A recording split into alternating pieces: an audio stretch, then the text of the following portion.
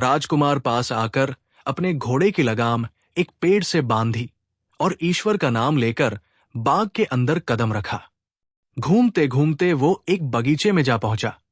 वहां से बहुत अच्छी हवा आ रही थी। पेड़ बहुत खुश थे। उनकी डालियां दीवानों की तरह एक दूसरे से झूम रही थी। बहुत से हिरण वहां चल रहे थे। उनके सींगों पर सुंदर सोने और चांदी के कवच चढ़े हुए थे।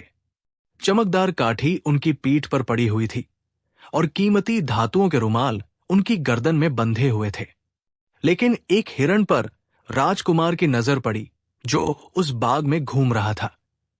राजकुमार ये अनोखा दृश्य देखकर बहुत हैरान था और मन ही मन सोच रहा था कि हे भगवान, ये क्या अजीब बात है और इसका मालिक कौन है जो दिखाई नहीं दे रहा है। राजकुमार जब कुछ और आगे बढ़ा तो सभी हिरण अपनी आंखों की भौहें ऊपर उठाने लगे, जैसे उसे मना कर रहे हो कि राजकुमार यहां मत आओ। लेकिन राजकुमार ने उन इशारों को नहीं समझा, बल्कि उसने सोचा कि शायद हिरण मुझे देखकर खुश हो रहे हैं और इसी खुशी में अपनी आंखों की भौहें हिला रहे हैं। धीरे धीरे राजकुमार घूमते हुए एक महल के पास जा पहुंचा, जो किसी बड़े से बड़े राजा के महल से भी ज्यादा सुंदर था। वो बहुत ही खूबसूरत महल था। उसके गलियारे फूलों से भरे थे, ऊंचे ऊंचे मीनार थे और एक बहुत ही साफ सुथरा कालीन बिछा हुआ था। उसका दरवाजा इतना सुंदर था जो किसी प्रेमी की आग की तरह खुला हुआ था। राजकुमार एक झरोखे से उस घर में घुस गया। वो क्या देखता है कि एक सुंदर औरत चांद जैसी, जिसे देखकर चांद भी बेचैन हो जाए, जिसे देखने के लिए आंखें तरसे, जमीन पर सर झुकाए, शर्म से झुकी हुई इधर उधर देख रही थी। जो भी उस पर नजर डालता तुरंत उसके सौंदर्य पर मोहित हो जाता। उस औरत ने बेचैन होकर एक सेविका को बुलाकर कहा कि मां, इस जवान को मेरे पास ले आओ। इससे पूछो ये कौन है और कहां से आया है। इस बाग में तो परिंदा भी पर नहीं मार सकता और इस तरफ तो शेर वगैरह भी है। वे भी रात में पास नहीं आते, वे डरते हैं। तो ये कैसे अंदर आ गया। सेविका ने राजकुमारी के कहने पर तुरंत राजकुमार के पास पहुंची और उसका चांद जैसा चेहरा देखकर वो भी दंग रह गई। एक क्षण के लिए उसने नमस्ते करके कहा, आपका आना बहुत शुभ हो। हमारी रानी ने आपको याद किया है। राजकुमार सेविका की बात पर ध्यान दिया और उस जगह पहुंच गया। वहां पहुंचकर उसे लगा कि शायद खुशी की जगह यही है। अंदर उस घर के एक सिंहासन बिछा हुआ था जो मखमल से सजा हुआ था। चारों तरफ कीमती कालीन बिछे हुए थे और मीनाकारी किए हुए कपड़े के पर्दे मोतियों की डोरियों से लटक रहे थे। सिंहासन पर एक बहुत ही सुंदर रानी बैठी थी और उसका नाम लतीफा बानो था। वो बहुत ही खूबसूरत औरत थी। राजकुमार उसे देखकर अपनी सुध बुध खो रहा था। उस सुंदरता को देखकर वो आश्चर्य में पड़ गया कि लतीफा बानो ने बहुत ही स्नेह से उठकर हाथ पकड़कर राजकुमार को सिंहासन पर अपने पास बिठा लिया और बहुत सी मनमोहक मीठी मीठी बातें करने लगी और बोली, हे नौजवान, तुम कौन हो और कहां से आए हो और किधर जाओगे। इस बाग में कैसे पहुंचे। यहां तो परिंदा भी पर नहीं मार सकता। राजकुमार ने उसे अपनी कहानी शुरू से अंत तक सुना दी। तब लतीफा बानो बोली, हे जवान, ये बुरा ख्याल तुम्हारे दिल में कैसे आया। इसे भूल जाओ कि आज तक वहां कोई नहीं पहुंचा। तुम्हें यह करना चाहिए कि अपना हाथ मेरी गर्दन में डालो और भगवान का लाख लाख शुक्र मानो और अपनी बड़ी किस्मत समझो कि मुझे धरती पर परी जैसी खूबसूरत औरत तुमसे मिलने को तैयार है। जो बातें मैंने मन में ठानी हैं वे भी पूरी होंगी और मैं उस जादूगरनी की बेटी मेहरंग्रेज को तुम्हारी सेवा में हाजिर करूंगी। उस वक्त तुम्हारा जो कुछ इरादा हो वो कर लेना। ऐसी बातों से वो राजकुमार को बहलाने फुसलाने लगी।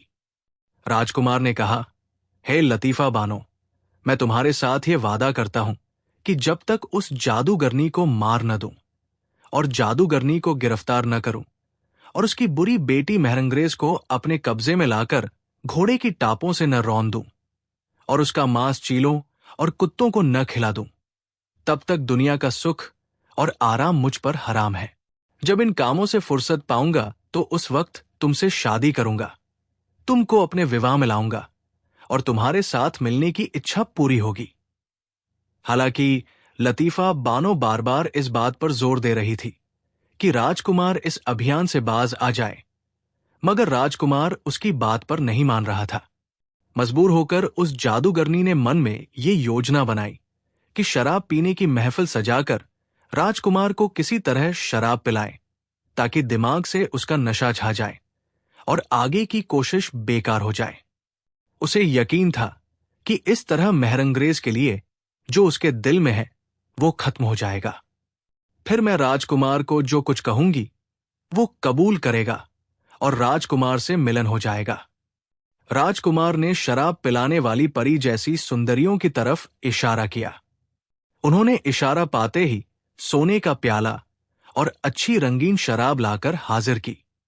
लतीफा बानो ने प्याला भरकर पहले राजकुमार को दिया और कहा, हे प्यारे, पहले पीना, इस मेजबान को फिर मेहमान को।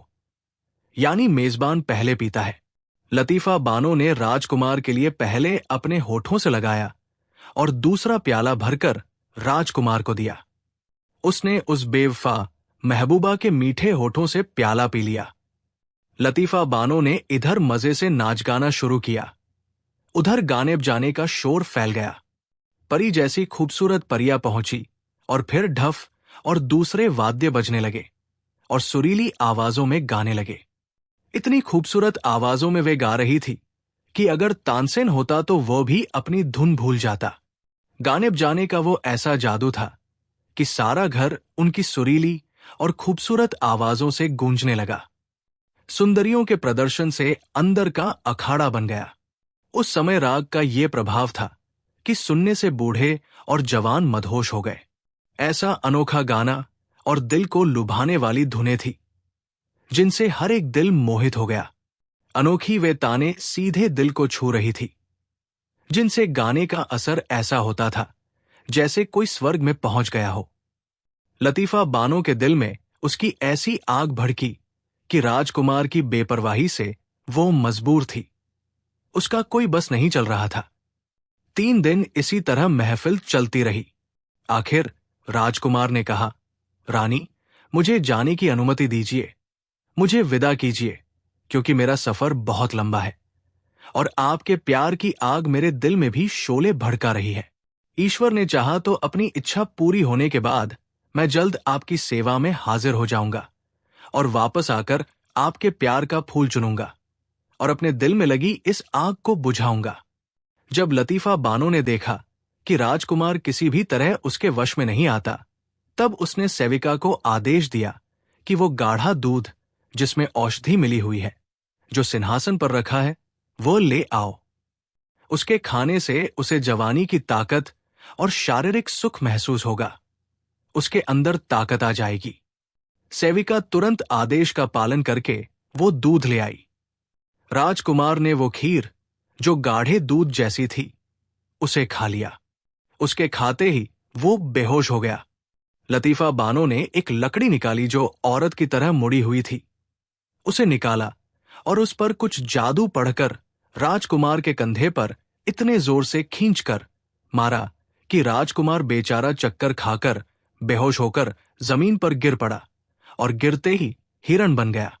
जब राजकुमार ने अपने आप पर जादू होते देखा, अपने आप को हिरण देखा, तब दिल में कहा, आज मैंने बैठे बिठाए अपने आप को एक मुसीबत में डाल दिया। इस जादूगरनी के हाथ में फंस गया। अब इस खूंखार जादूगरनी के हाथ से आजादी पाना बहुत मुश्किल है। लतीफा बानो ने जब हिरण की तरफ देखा तो हिरण बहुत खूबसूरत था। उसके सर पर सींग निकल आए थे। लतीफा बानो ने एक सुनार को बुलाया और उससे कहा कि इसके सींगों पर सोने से बना हुआ कवर चढ़ा दो। सुनार ने हिरण के सींगों पर सोने का कवर चढ़ा दिया और फिर लतीफा बानो ने एक रुमाल पर जादू पढ़कर उसे हिरण की गर्दन से बांध दिया। हालांकि राजकुमार हिरण बन गया था, मगर उसकी बुद्धि और इंद्रियों में कोई फर्क नहीं पड़ा था। इसी कारण वो भगवान का शुक्र अदा करता था। लतीफा बानो ने उस हिरण को बड़े सत्कार से सजाकर उन हिरणों के बीच छोड़ दिया, जिन्हें उसने इंसानों से जानवर बना दिया था। राजकुमार उस पिंजरे से आजादी पाकर बाग में हर तरफ भागता फिरता और भागने का रास्ता ढूंढता और दिल में चिंता करता था कि कैसे इस बाग से निकलूं, कोई ऐसा रास्ता हो जिससे मैं यहां से जान बचा सकूं। ऐसा न हो कि कहीं किसी शेर का निवाला बन जाऊं और ये जिंदगी बेकार ही बर्बाद हो जाए। कुल मिलाकर यही सोचता हुआ वो बाग में घूमता रहता था। इसी तरह से 10-12 दिन गुजर गए। एक दिन घूमते घूमते वो एक कोने में पहुंचा जहां दीवार टूटी हुई थी। उसने मन ही मन भगवान को याद किया और ऐसी छलांग लगाई कि बाग से बाहर निकल गया और दिल में कहा, अब जो हुआ सो हुआ। फिर उसने देखा कि वही बाग था, यानी दूसरी तरफ जब जाता तो उस तरफ भी वही बाग था जिसमें वह रहता था। तब उसने सोचा कि शायद ये जादू का खेल है। उसने 7 बार इसी तरफ बाहर निकलने की कोशिश की, मगर उस जादू की वजह से वो फिर अपने आप को उसी रास्ते में पाता था। आखिर एक दिन ऐसी जगह जा पहुंचा जहां उसे एक झरोखा दिखाई दिया। वो बड़ी मेहनत के बाद, 1000 कोशिश के बाद उससे बाहर निकला। एक बाग दिखाई दिया। उसकी खुशबू से उसका दिमाग ताजा हो गया। घूमते घूमते उसने देखा कि इसी रास्ते में उसे एक आलीशान घर दिखाई दिया जिसमें 1000 तरह के द्वार और दरवाजे थे, मगर वे सब बंद थे। उसकी हर एक खिड़की परी जैसे सुंदरियों के सीने की सफाई की तरह दिल को छू रही थी और हर एक गली वहां की बहुत गहरी और ध्यान खींचने वाली थी। ऐसा बाग कि स्वर्ग के बगीचों से भी ज्यादा सुंदर था, बल्कि जिन्नों का बाग भी इसकी सुंदरता का एक नमूना था। राजकुमार सोचने लगा, भगवान जाने इसमें क्या रहस्य है। यही सवाल करता वो आगे बढ़ रहा था कि उस घर का एक झरोखा खुला हुआ देखा। एक परी जैसी सुंदर लड़की जिसके गाल लाल गुलाब जैसे थे। इतनी खूबसूरत ऐसी परी उसने शायद पहले देखी भी न हो। वो एक सिंहासन पर बैठी सब देख रही थी। उसका सिंहासन सोने और रत्नों से सजा हुआ था। उसकी सुंदरता की रोशनी से सब जगह रोशन थी। उसके शरीर की खुशबू से दिमाग ताजा था। ऐसा लग रहा था जैसे शहरों में कोई भटकती हुई खूबसूरत परी हो। राजकुमार ने मन में सोचा, हे भगवान, कहीं ये भी कोई उसी तरह की जादूगरनी न हो, उसी जादूगरनी लतीफा बानो की तरह ही। यानी जिस तरह एक बुरा व्यक्ति होता है, उसी तरह ये औरत भी कहीं लतीफा बानो की तरह कोई दुष्ट न हो, जिसने इस अजीब जगह को अपना घर बना रखा है। लेकिन बाहरी रूप से उसकी सुंदरता और खूबसूरती से वो बहुत प्रभावित हुआ था और उसे देखना चाह रहा था। अचानक उसकी नजर राजकुमार से मिल गई। उसने देखा कि बहुत ही खूबसूरत हिरन सामने खड़ा है, बहुत खूबसूरत, जिसके सींगों पर सोने का कवर चढ़ा हुआ है। वो उसके हाल को देखकर बहुत हैरान हुई और दिन में सोचा कि ये हिरन किसी का पाला हुआ पालतू है और किसी तरह से भागकर अपनी जान बचाकर वहां से भाग आया है। उसके दिल में उस हिरन को जीवित पकड़ने का शौक बहुत ज्यादा पैदा हुआ। उसने अपनी सेविका से कहा कि उस हिरन को किसी तरह से पकड़ कर लाओ। जो कोई भी उसे हिरन को पकड़ कर लाएगा, उसको ये मोतियों की माला जो मेरे गले में है, इनाम के तौर पर दूंगी। उसकी सेविका, जो खुद भी जादूगरनी थी, उसने क्या किया कि थोड़ा सा घास हाथ में लेकर उस पर जादू पढ़कर दूर से हिरन को दिखाना शुरू कर दिया। राजकुमार जो हिरन बना हुआ था, उसे तो खुद अपनी गिरफ्तारी पहले से ही मालूम थी कि किसी तरह से इस हालत से अपनी असली शक्ल में आ जाऊं और भगवान की मदद से इस मुसीबत से निजात पाऊं। घास को देखकर भूखे जानवर की तरह उसके पास आने लगा, जिस तरह भूखे जानवर होते हैं। और जब सेविका ने देखा कि हिरन बहुत उत्सुक है और खाने के लालच से मेरे पास आता है, तो वो भी धीरे धीरे कदम बढ़ाती उसके पास पहुंची और रेशमी रस्सी जो उसकी गर्दन में पड़ी हुई थी, उसे पकड़ लिया। जब उसने देखा तो अपने सिंहासन से नीचे उतरकर हिरन को देखने में व्यस्त हो गई। उसके सींगों पर चढ़ा हुआ सोने का कवर और उसकी जादू की रस्सी के गर्दन में देखकर समझ गई कि ये हिरन किसी अमीरजादे का पाला हुआ है और उसके हाथ से छूटकर भाग आया है। संक्षेप में, उस लड़की ने जिसका नाम जमीला बानो था, हिरण को पकड़ लिया, अपने महल में ले आई और अपने बैठने की जगह पर बांध दिया। हिरण बहुत भूखा था। उसकी भूख को महसूस करते हुए उन्होंने उसे खाने को कुछ दिया। उसने खूब खुश होकर खाया और पानी पीकर तृप्त हुआ। फिर जमीला बानो के बगल में सर रखकर आराम करने लगा। सेविकाएं हिरण के इस प्यार और ढीलेपन से बहुत खुश हुई। धीरे धीरे अपना नाजुक हाथ उस पर फेरने लगी और सेविका से बोली कि एक रस्सी जो सोने और जवाहरात से जड़ी हो, उसे तैयार करके लाओ। उसके आदेश के मुताबिक सेविका एक रस्सी जो सोने से सजी हुई थी ले आई। जमीला बानो ने उससे हिरण को अपने सिंहासन के पाए से इस तरह बांध दिया कि सिंहासन पर बैठने के बाद भी वो हिरण उसकी आंखों में ही रहता था। इसी दौरान उसने देखा कि हिरण की आंख से आंसू बह रहे थे। जब सेविका ने देखा कि हिरण बार बार रोता है, तो उस महिला जमीला बानो से बोली कि आपका हिरण आंखों से आंसू गिरा रहा है। जब जमीला बानो ने यह सुना तो उसे बहुत आश्चर्य और हैरानी हुई कि जानवर होकर इस तरह रोता है। जमीला बानो ने उसके मुंह से ये बात सुनी तो बहुत हैरान हुई और जल्दी से हिरण की तरफ ध्यान दिया।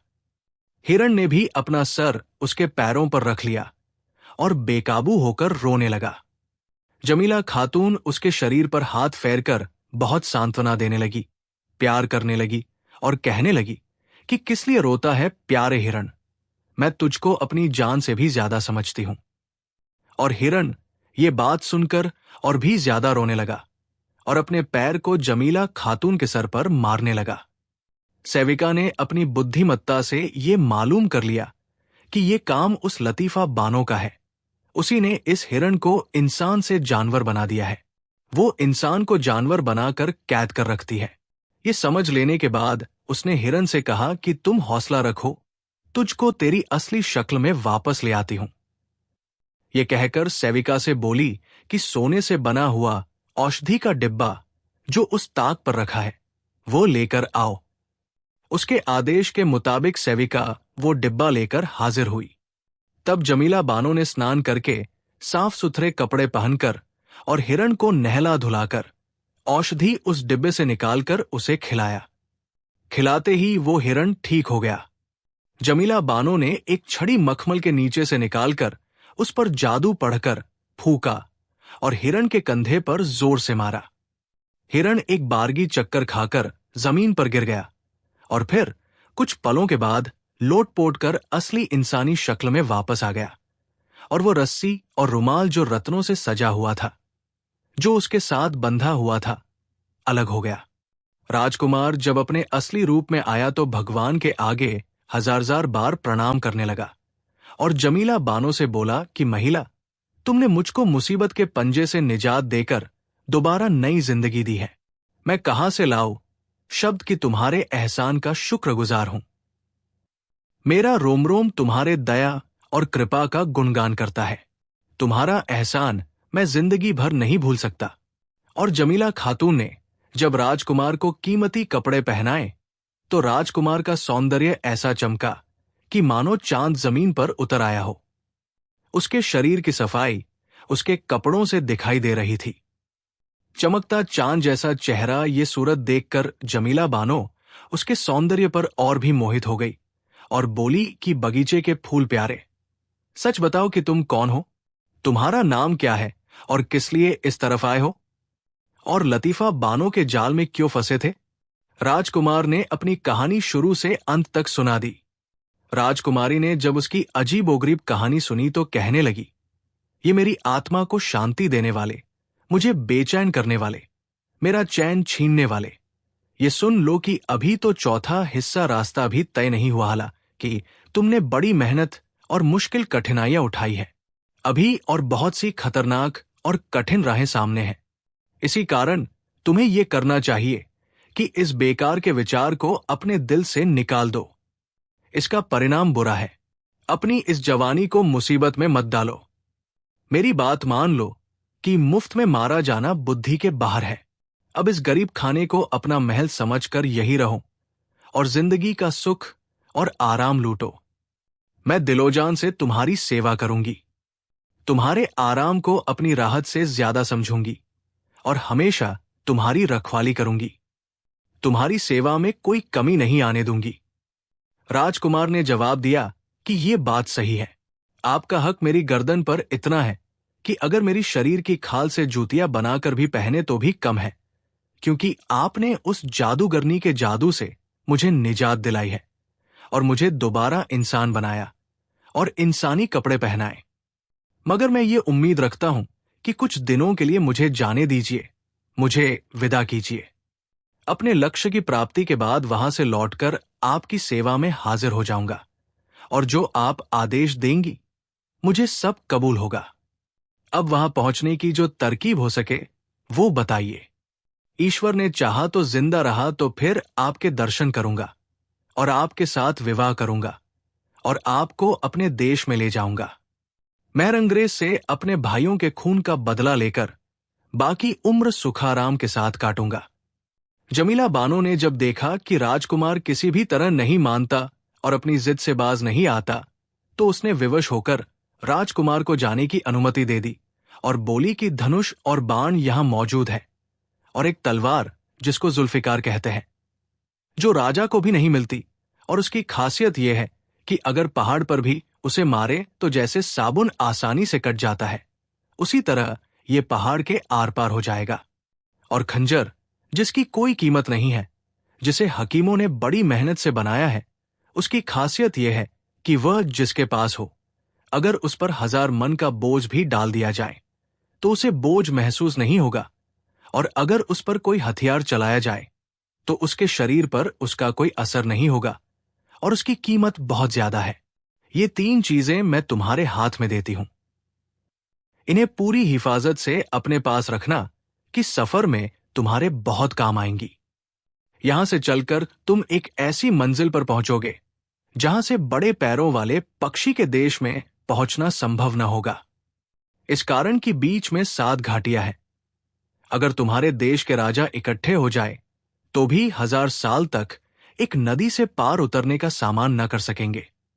राजकुमार ने पूछा कि महिला, उस बड़े पैरों वाले पक्षी का घर कहाँ है और मैं कैसे वहां पहुंच सकूंगा? जमीला बानो बोली कि मेरी जान, तुम चिंता मत करो, मैं सब पता ठिकाना बता देती हूं। भगवान की कृपा से तुम जल्द अपनी मंजिल पर पहुंच जाओगे। ये कहकर उसने संदूक खोला और कीमती धनुष और बाण तथा खंजर राजकुमार के सामने रखे और बोली कि अब जरा ध्यान से सुनो कि एक मंजिल पर यहां से एक जगह है, उसको सफाई जमीन कहते हैं। तुम उसी जगह काम करना। वहां रात के समय बहुत से जानवर आते हैं। उनमें से एक जानवर एक शेर का शिकार करके अपने पास रखना, जो हाथी जैसा विशाल है और उस जंगल के सभी शेरों का राजा है। वो आएगा। तुम बिना डरे और सम्मान से उसके पास जाना, उसे आदरपूर्वक नमस्ते करना और एक रुमाल मैं तुमको देती हूं। उससे उसके सभी पंजों को साफ करके वो शिकार जो तुम्हारे पास होगा उसके आगे रखकर सम्मान से खड़े हो जाना। जब शेर शिकार खाने में व्यस्त हो तो तब सर नीचे करके और 2 घुटने टेककर छुरी से शिकार को टुकड़ों में काट देना। जब वो खाने से फुर्सत पाए तो रुमाल से उसका मुंह साफ कर देना। उस शेर के डर से कोई और जानवर तुम्हें परेशान नहीं करेगा। बाकी रात सावधानी से कटेगी। इसी तरह सभी रास्ते शेरों की सेवा करते चले जाओ। 2-3 मंजिल के बाद फिर वहां तुम्हें 2 रास्ते मिलेंगे। खबरदार, बाएं रास्ते से न जाना, सीधे हाथ का रास्ता लेना। आगे एक किला मिलेगा जिसका नाम हमाशा है। वहां 40 योग्य हबशी मिलेंगे, जिनमें से हर एक 5000 हबशियों का सरदार है, जो उस किले के दरवाजे की रखवाली करते मिलेंगे। वो किला ये भी प्रसिद्ध है कि वहां का सरदार तुरंता नाम रखता है। हालांकि वो बड़ा खूंखार है, मगर इस रुमाल की बरकत से वो भी तुम्हें नुकसान नहीं पहुंचा सकेगा। 1-2 दिन वहां रहकर आगे बढ़ जाना। दूसरी मंजिल पर बड़े पैरों वाले पक्षी का ठिकाना मिलेगा। ईश्वर ने चाहा तो वो भी इन चीजों की बरकत से तुम्हारी आज्ञा मानेगा, बल्कि उसके माध्यम से तुम उस देश में पहुंचोगे। लेकिन खबरदार, हमारी बात के उलट कोई काम मत करना। जब जमीला बानो ने हर तरह से उसे समझा दिया और सभी रास्ते बता दिए, तब एक घोड़ी परी जैसी सुंदर उसकी सवारी के लिए अस्तबल से मंगवाई। राजकुमार उस पर सवार होकर वहां से उस देश के लिए रवाना हुआ। जमीला बानो बेचैन होकर राजकुमार के पीछे भागी। राजकुमार 3 कोस दूर जा चुका था कि क्या देखता है कि जमीला बानो बेकाबू होकर साथ चली आ रही है। विवश होकर उसी जगह रात गुजारने के लिए वहां रुका। सुख और शांति मौजूद हुई। पूरी रात शराब पीकर जमीला बानो के साथ सुख से कटी और उसको बहुत सांत्वना दी। जब सुबह हुई, उसे महल की तरफ वापस भेजकर खुद अपनी मंजिल की तरफ चल पड़ा। जमीला बानो राजकुमार की जुदाई से ऐसी बेचैन और परेशान हुई कि बिजली उसको देखकर बेताब और बेचैनी से भर गई। यहां तक कि वो प्यार के गम में इतना रोई कि उसकी आंखों से आंसुओं की नदियां बह निकली।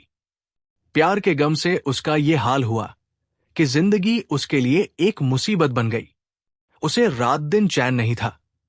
जो सुंदरता थी वो मुरझा गई। जुदाई ने ये तमाशा दिखा दिया। न हंसना किसी से, न कुछ बोलना, हमेशा खुद से बातें करना। न खाना, न पीना, न शरीर की कोई खबर। उसके दिल से आवाजें आती थी। सिर्फ शरीर में जान का धोखा बाकी था। ये कहानी अभी जारी है। इसका अगला हिस्सा अगले वीडियो में मिलेगा। धन्यवाद।